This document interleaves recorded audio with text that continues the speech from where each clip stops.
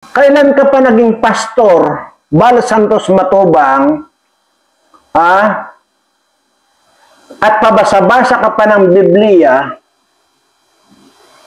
na para kang gago? Pabasa-basa ka pa ng Biblia, bakit ba pastor ka ba ngayon? Pastor ka na pala ngayon? Hindi ka na yung vlogger na nangi-scam ng mga followers at viewers mo? Ganon?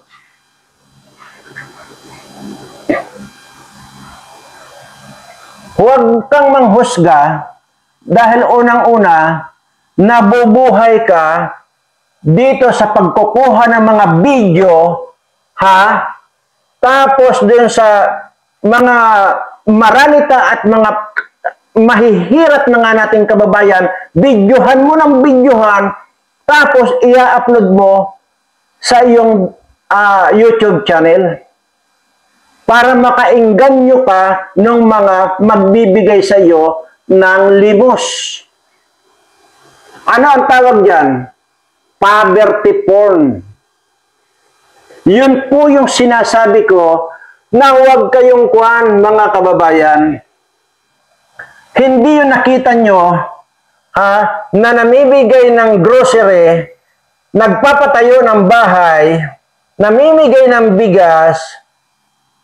Makikita nyo dyan sa video, yung binibidyo nila yung mga mahihirap na mga kababayan natin, iwinawas-iwas nila yung kahirapan ng mga kababayan natin, kapalit sardinas na kung ilang piraso. Tapos magbibigay itong mga sponsor na ito na naluloko nito, ayan, kunwari pa ba, kaya biglang tingin itong mga kababayan natin, matulungin itong si Bal Santos Matubang. Ang hindi nyo alam, pinapayaman nyo si Bal Santos Matubang.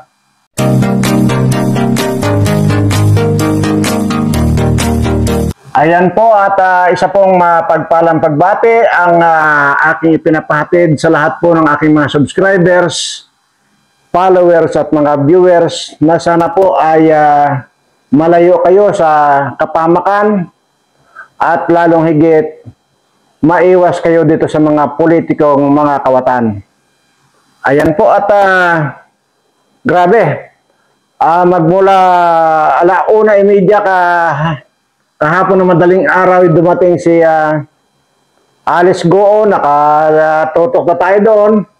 Tapos at the same time, yung napakahabang hearing po ng Senado tungkol po dyan sa KOJC compound na yan na nangyayari. At yun nga po, sa pagkahaba-haba ng hearing ay ang naikomento ko lang po talaga ay wala rin pong nangyari, kundi i-insist lang din po pala ni Torre yung kagustuhan niya na talagang hindi titigil hanggat hindi hindi raw nakikita si Pastor Kibuloy. So ibig pong sabihin ito ay kung isang taon niyang hindi makita si Pastor Kibuloy dyan, at isang taon din sila nandyan, ay grabe. Palakpakan kay Torre. Ayan, palakpakan po natin si Torre. Ano po? At napakahusay yung mga kasinungalingan at grabe. At ito yung nakita kong taong hindi mababali yung kasinungalingan. Ayan, palakpakan. Ayan po, at yun nga pong sinasabi ko, maging dyan sa Kongreso walang tigil sa kahihiring, at maging dyan sa Senado walang tigil sa kahihiring. Okay naman po yung paghiring dyan sa tungkol po dyan sa KOJC. Ang problema ko po rito ay pangatlong hearing na po yan dati po nag-hearing na po yan dyan sa Senado mismo. At pangalawa, pangatlo na pong hearing yan. So, ang sa akin lang po sana rito, hindi rin lang naman pala, wala rin lang pala silang magawa, ay bakit ba dapat isang hearing lang, tapos kung ano yung makuha nilang, ano man yung observation nila, o ano man yung makuha nilang mga information magkabilang parte, yun na lang sana ang irekomenda nila sa korte. Gumawa lang sila ng recommendation na para ipasa na sa korte yan para po ay hindi na gumagastos ang ating pamahalaan or pera ng bayan ang ginagastos itong mga hearing na ito, at di pa makasave pa po tayo ng pera ng bayan na kung saan ay talaga namang wala na pong masave dahil nilimas na po lahat ni Butod ang pera ng bayan. Palakpakan. Ayan. So, ganun pa man ay sa nakita ko, kagaya niyan, ang sinasabi, nasa Davao na rin daw, dumating na rin daw si Amy Marcos doon sa Davao kahapon, doon sa investigasyon ng KOJC. Pero hindi po siya nagpakita doon sa hearing. Ayan. At ito namang si Bongo, nagpakita siya hapon na. At wala man lang nasabi, kundi sinusuportahan ko ang aking committee chairman. Yun lang ang sinabi. Ito naman si Robin Padilla, maghapon, nandun lang nakatanghod. Palibasa, hindi nakakaintindi ng English, kaya hindi sumasabat. Nung bandang huli na lang, saka na lang siya sumabat at nag-request pa ng Tagalogin na lang daw. Yan po yung sinasabi ko, na wala rin lang po talagang nagagawa yung mga investigasyon na yan eh. Kagaya po dyan sa Kongreso, wala rin po eh. Hearing po ng hearing itong mga hunghang na ito, wala rin naman nangyayari. Hindi po ba? Dahil ang sinasabi ko po rito, hindi naman talaga korte. Yang mga congressman na yan at mga senador na yan, hindi po sila korte. Kung sa akin po, okay lang, NAW legislation, okay.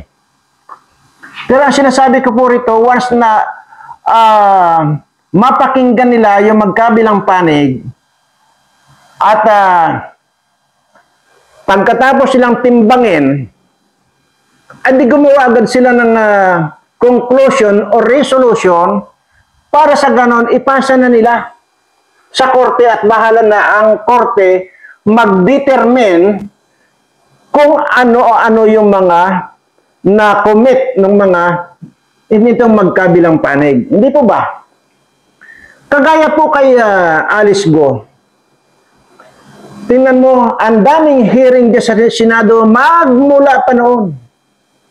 Ilang milyon ang ginagastos ng mga animal ng mga senador na ito. At ganun din dyan sa Kongreso. Di po ba? Napakatagal na po yan eh. Tapos ngayon, nakuha nila si Alice Go, hearing na naman yan. Yun po yung sinasabi ko na hindi naman korte yung mga kwan yan. At kagaya din nga sa kwan na yan. Sa Kongreso na yan, hearing sila ng hearing, wala naman silang ginawa dyan kundi kamanyakan.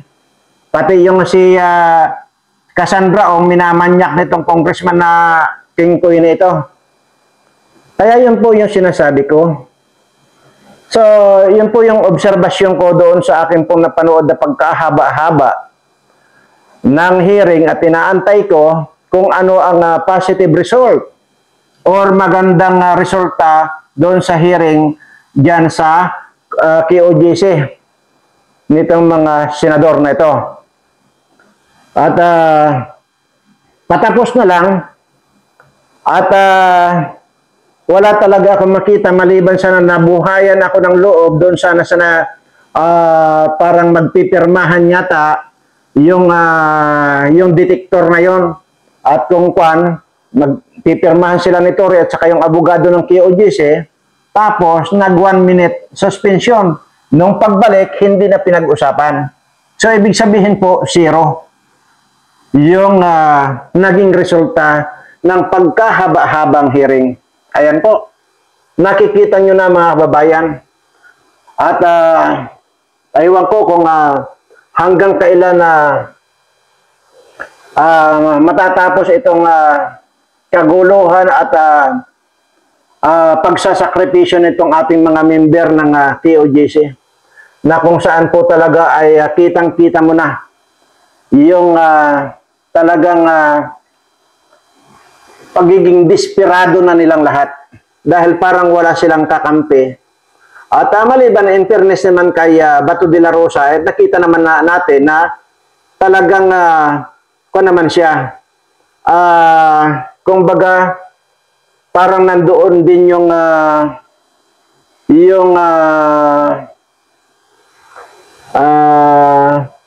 puso niya dito sa mga nangyayari dyan sa KOJC. Pero ano nga magagawa nung ganun?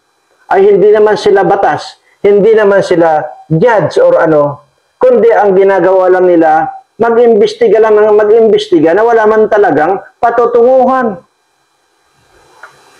Yan po yung matagal ko ng paulit-ulit na sinasabi dito na talaga namang walang napapala kundi ang magwaldas lang ng pira itong mga ito. Okay, pwede po yung mag-imbitahin once and then antimano, gumawa sila ng recommendation or kung ano man yung naging conclusion nila doon sa pag-uusap ng both parties. Then yun nga, sa korte na po ituloy yun, hindi na po sila dyan. Kagaya po nitong hearing sa KOJC nito, ay suspended lang po yan. So ibig sabihin, na sinuspend lang yung hearing na yan, mayroon pa pong kasunod na hearing yan. So wala nga, nakita natin pagkahaba-haba ng hearing na yan, wala naman po talagang magandang naging resulta ng kanilang pag-uusap dyan. Yun po yung sinasabi ko na instead sana na magwaldas ng pira itong mga ito, lalo na po dyan sa Kongreso. Actually, dito sa Senado, okay po yung ginawa ni Bato de la Rosa. Okay naman po yan. At not like dito sa ginagawa nitong mga congressman na ito, na talagang nagwawaldas lang talaga ng pira itong mga ito, nang mamanyak pa. Di po ba? Kitang-kita nyo naman yan. At saka yung mga dyan, yung mga mga matatandang hukloban dyan, walang ginawa kundi mang-asar, mang-bully, palibasa nga ang tatanda na nito, nangangamoy asoprin na itong mga animal na ito, ayan, nambubuli na lang sila. Tingnan nyo na inaasal itong si Akop at saka yung si Atras Abante na yan. Hindi po ba? Nangbubuli sila eh. Kasi yan, dapat ng mga patatandang yan, dapat yan, nagpapahinga na sa sementeryo yan. Hindi na dapat, wala nang pakinabang kung tutuusin, wala nang pakinabang ang bayan dyan. Nagbawaldas na ng pira itong mga animal na ito. Maniwala kayo sa akin. Pero hindi ninyo alam, ay hindi po pwedeng hindi nyo alam, mga buwakan ng ina nyo, na napakarami nating mga kababayan ang gutom. Napakarami nating mga kababayan ang naghihirap dahil dito, dinaanan naman ng bagyo at tuloy-tuloy pa at may bagyo pang darating, ayan, tuloy-tuloy lang ang paghihirap nitong ating mga kababayan. Pero kayo, wala na kayong ginawa, kundi ang magwaldas ng pira ng gobyerno. Pero sabi ko nga, ito napakarami nating mga kababayan ang mamamatay na sa gutom. At napansin niyo po ba, yung pagdating ni Alice Go at noong nag-press conference itong si Ngiwi, hindi po ba't antimano ang sinabi niya na yun daw aeroplano, wala naman nagtatanong sa kanyang sa media doon eh. Kundi siya mismo ang nagpauna na yun daw ginamit na aeroplano na pangsundo kay Alice Go ay wala daw ginastos ang gobyerno. Sinong inulol mong ulol ka? Sinong bulahin mo? Talagang tarantado talaga itong mga nandito, palibasa mga bangag itong mga nandito sa gobyernong ito. Sabihin mo na walang gastos ang gobyerno doon sa private plane na hinire nyo para pang sundo kay Alice Go. Sarap mong sarap mong hilahin yung dila, tapos hilahin yung dila mo, tapos ibahag dyan sa kwit mo. Yan ang mga sana eh. Sinong niloko mo? Sinong, sa tingin mo, maniniwala kami na ganon? Mario Joseph, Ipagpalagay na natin. Dalang kaibigan daw niya yung may-ari ng na yan. Yung private plane na yan. Ibibigay lang niya. Pero pwede siguro, sige. Ibigay na natin yung benefit of the doubts dito. Assuming na pinahiram yung helicopter na yan ay yung private airplane na yan. Paniniwalain mo na walang gastos ang gobyerno dyan? Ay papaano ang gasolina niyan? Pati ba yung gasolina niya sinagot ng may-ari ng aeroplano? Kaya yun ang sinasabi ko sa iyo, paniwalain mo yung niwi mong amo. Parehas kasi kayong niwi. Walang ganun. So kahit nagaano pa kayaman niya may-ari ng aeroplano na yan, pwede niya ipahiram yung aeroplano niya, pero yung gasolina niyan sa inyo. Gunggong ka, gusto mong paniwalain lahat ng tao sa iyo. Hindi kami pwedeng maniwala, lalo na ako. Hindi ako maniniwala sa mga ngiwi at mga bangag. Dahil kabangagan, yung mga pinagsasabi mo na walang kakwenta-kwenta. Nagkuhan ka agad defensive ka eh. Antimano yun ang sinabi mo. Mga kababayan,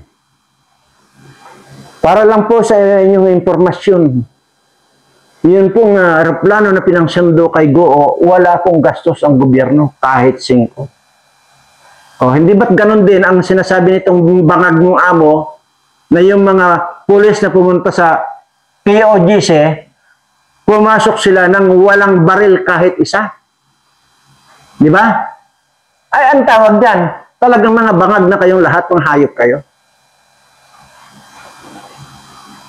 Kaya mga kababayan, sabi ko nga sa inyo, wala na kayong pwedeng asahan sa gobyerno ito. Hanggat ito ang gobyerno ito, magtiis kayo.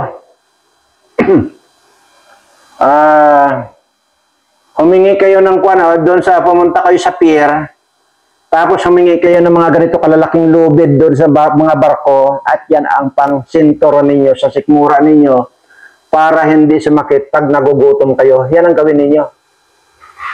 Kasi yan na ang talagang totoong mangyayari. Sila ang pumapatay dito sa mga kababayan ko. Pinapatay nila kayo sa gutom. Grabe. Pero sila nagpapasasa sa pera ng gobyerno, pera ng tao, pera ng kaban ng bayan. Yun po yung sinasabi ko lagi. Ngayon, imagine nyo,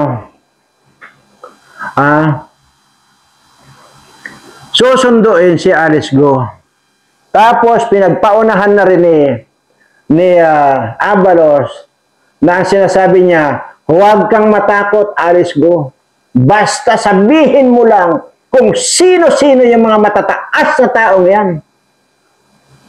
Para bang pinagpapaunahan na kinukondisyon na niya yung mga tao na nakakarinig dyan sa mga presko nilang yan, dahil tumbok na, alam ko na yung pagtutunguhan nung sinasabi nitong si Abalos na ito, na i-mention mo si President Duterte. Yan ang patutunguhan ng salita nito.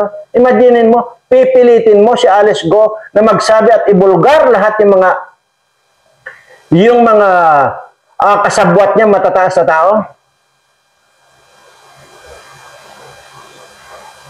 Pagpalagay na natin na may kasabot ng tao siya. Bakit?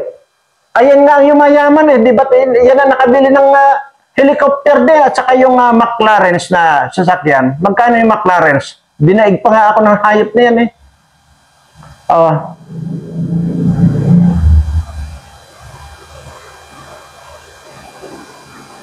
Grabe.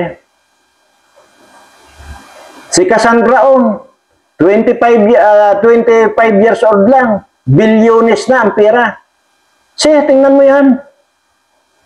Kaya gigil na gigil itong si Congressman King Koy. Laway na laway kay Cassandra. Matarantado talaga itong mga ito. Yan po yung reality na nangyayari sa atin. Yan po ang imagine nyo na lang. Kaya nga po, pagka ganito, Ay, nako. Saan pa ba pupulutin itong mga kababayan natin na tunay namang walang masaing, tunay namang mga mahihirap ng mga kababayan natin? Kung tutuusin, ang kasalanan lang nitong mga mahihirap nating kababayan, yung pagiging mahirap nila. Yun lang ang alam kong kasalanan nila. Pero bakit pinapahirapan ninyo? Dahil lang sa ganon, dahil lang ang kasalanan nila yung pagiging mahirap nila, kaya nyo pinapahirapan, binabastos ninyo. Hindi lang pangbabastos yung ginagawa nyo, pang-aapi dito sa mga mahihirap nating kababayan. Itigil ninyo yung hiring-hiring na yan, walang kwenta yan. Walang kakwenta-kwenta, lalo diyan sa kongreso ng mga quadcom na yan. Tingnan mo, yung mga kongresista na naghihiring na yan, anong makikita mo dito sa mga ito?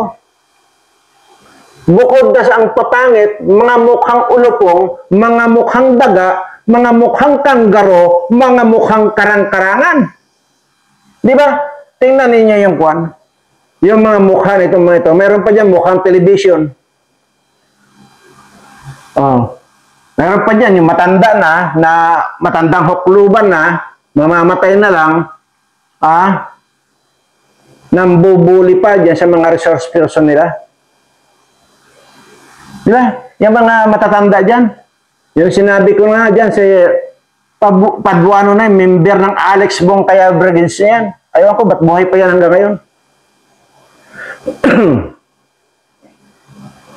Grabe kayo.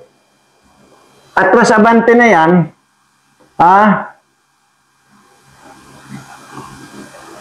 mukhang bayawak na nga, ayaw pa maglubay, gusto pa, kamkamin lang nga lahat ang kamkamin ng pera ng bayan. Lahat naman yung mga yan eh. Kung mayroon mga matino dyan na bilang muna. Pero the rest, mga demonyo na yung mga yan.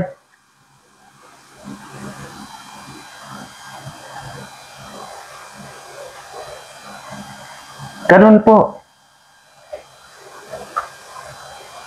Pero ito po yung actually po ang main itatopic ko ngayon itong si Kwan. Itong si Bal Santos Matubang. Ayan pong si Bal Santos Matubang. Yan po ay masabi nating sikat na rin vlogger ito. Okay, kasama na nga dyan at lalong sumikat yung anak niyang si Kalinga Prab. Ayan. Yan po ang bigyan ko ng komento yung pong kanyang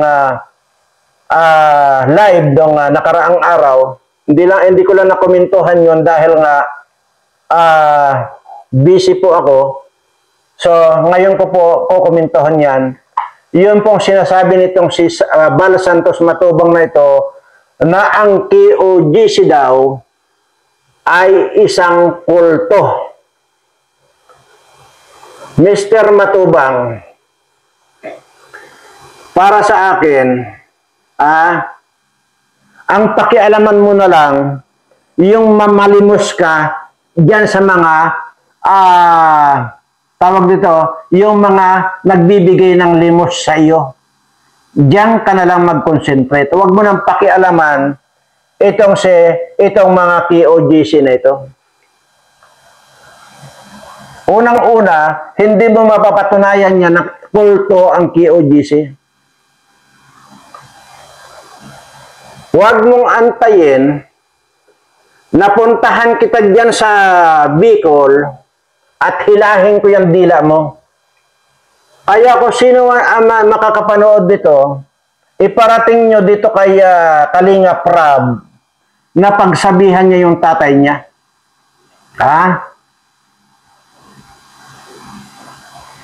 Total, hindi naman yan ang korte ng topic at content nitong si Bal Santos Matubang, kundi yung pamamalimos, pang-i-scam. Hindi ba't pang-i-scam yan?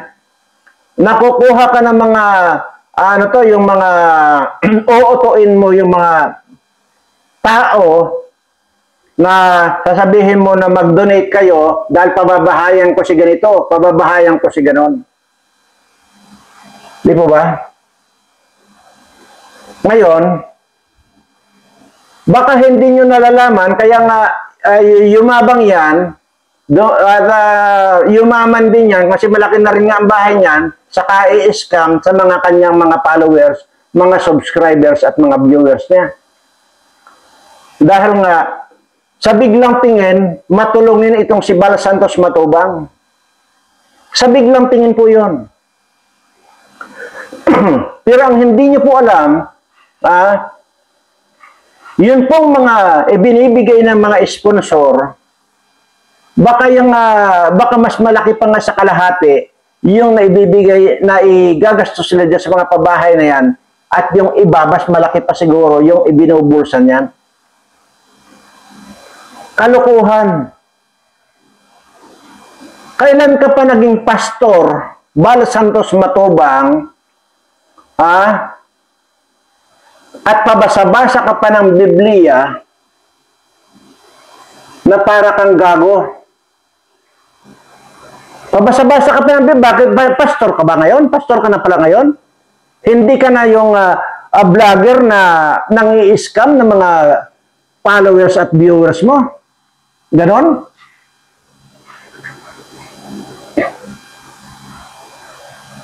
Huwag kang manghusga dahil unang-una, nabubuhay ka dito sa pagkukuha ng mga video, tapos din sa mga maralita at mga mahihirat na nga nating kababayan, videohan mo ng videohan, tapos i-upload mo sa iyong YouTube channel para makaingganyo ka ng mga magbibigay sa iyo ng limos.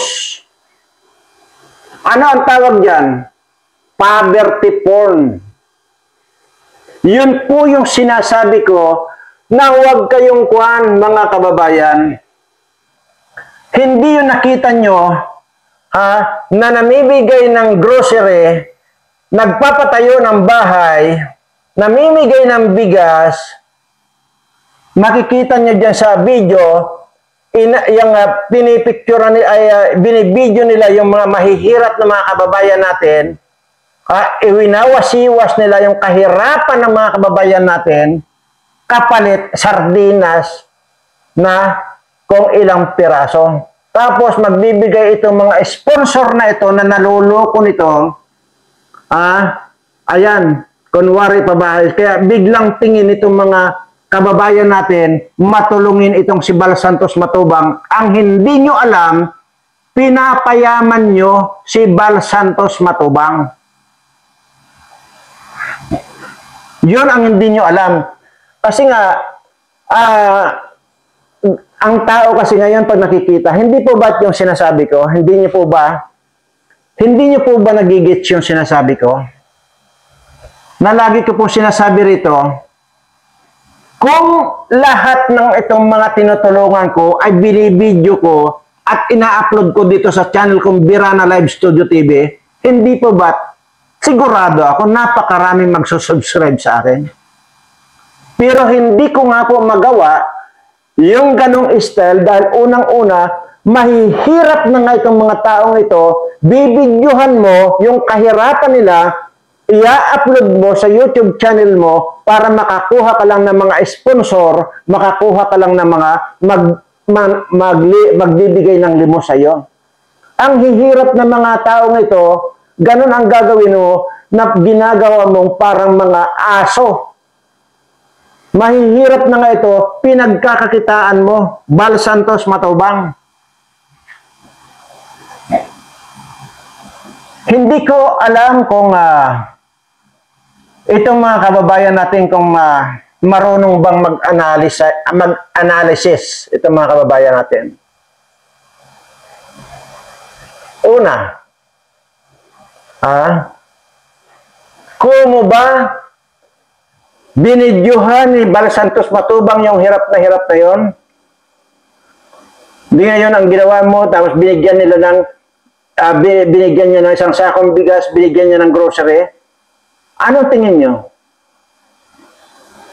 Hindi ba't ang sasabihin, ay napakabait naman pala nitong si Bar Santos Matubang na ito?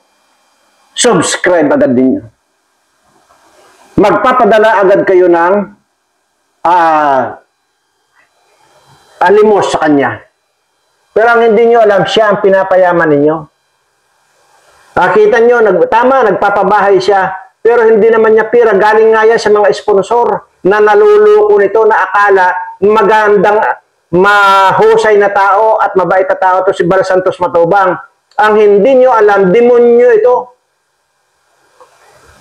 Nagpapastor-pastora na ngayon. Kaya doon sa mga followers ni Rab Matubang, si Kalingap Rab, send ninyo itong video kong ito sa kanya at pagsabihan niya kamo, yung tatay niya, natigilan niya, yung pag-aakusa na itong mga KOGC na ito ay mga kulto. Ako, hindi lang ako nagre-react dyan sa mga ginagawa nilang yan eh. Hinahayaan ko kasi diskarte nila yun eh. Sa biglang tingin, akala nyo talaga nakakatulong sila. Pero ang hindi ninyo alam, kayong mga sponsor ng mga matubang na yan, hindi nyo alam, ginagatasan kayo ng mga yan. Mag-isip-isip kayo. Hindi sana ako magre-react ng ganito, hindi sana ako magsasalita ng ganito. Kung yung mga sinasabi nito ay nasa tama pa. Akalain mo, akusahan mo itong mga KOGC member na mga kulto? Bullshit ka. Sabi ko nga sa iyo, pag mapuntahan ka talaga sa Bicol, hihilahin ko yung dila mo. At gagawin kong ibabahag ko sa iyo. Maniwala ka sa akin. Tumigil-tigil ka na. Mag-concentrate ka na lang diyan sa pamamalimos mo sa mga viewers at mga subscribers mo. Again, mga kababayan, hindi basihan yung makikita mo, ibinibidyo yung mga anghihirap na tao. Tapos ngayon, ay, ang bait naman pala ito si Bar Santos Matubang. Nagdala ng isang sakong bigas, nagdala ng grocery. Ayun, magbibigay ka na ng limos sa kanya kasi mabait siya. Yan ang pagkakamali ninyo na mga sponsor. Kung gusto nyo tumulong sa mga kababayan natin, idirekta ninyo diyan sa mga talagang makikita nyo. Napakarami kahit saan nyo isuling yung mata ninyo. Napakarami natin mga kababayan ang naghihirap eh. Idiretso nyo na yung tulong ninyo. Huwag nyo nang padaanin dyan kay Bar Santos Matubang na ungas na ito. Pasensya ka. Dahil ako ang napanood ko yung video mo na nagmamarunong ka pa at sasabihin mo na si Pastor Kibuloy ay kulto. Iyon lang ang naging issue natin. Kaya ibinulgar ko yang malinis na pang-i-scam mo dito sa mga supporters mo. Scam yan. Kahit yan ang sabihin ko, kahit saan ka sumuling, yung ginagawa mo pang-i-scam. So sana iparating nyo itong sinasabi ko na ito at lalo na dito kay Rab at pagsabihan niya yung tatay niya. Unang-una, hindi naman yan ang mga content nila eh. Ang content kanila yung mag-video ng mga bahay ng mga mahihirap na rin kababayan at palalabasing kawawang pababahayan kita, sige. Magpapadala naman yung sponsor ninyo. Yan ang hindi nyo alam na sila ang pinapayaman ninyo. Kasi palibasa mga ungas din kayo, hindi kayo marunong mag-isip. So maraming salamat po at sana manawari ay lahat ng mga subscriber ko ay swertihin na. Lahat ng mga subscriber kong mga may sakit ay mawala ng sakit.